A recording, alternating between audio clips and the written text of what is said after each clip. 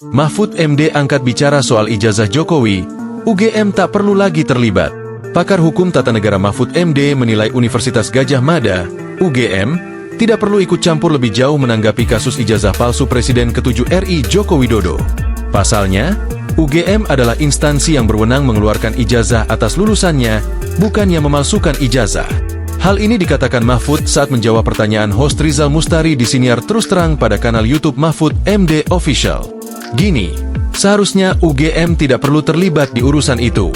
Tapi nanti kita bisa bahas. Karena UGM itu yang mengeluarkan ijazah, bukan yang memalsu ijazah, kata Mahfud dalam siniar, Rabu, 16 April 2025. Menurut Mahfud, UGM hanya perlu memberikan keterangan dan klarifikasi bahwa pihaknya sudah mengeluarkan ijazah untuk Joko Widodo di tahun kelulusannya. Selanjutnya, terkait keberadaan ijazah tersebut saat ini, harus dijelaskan oleh Jokowi.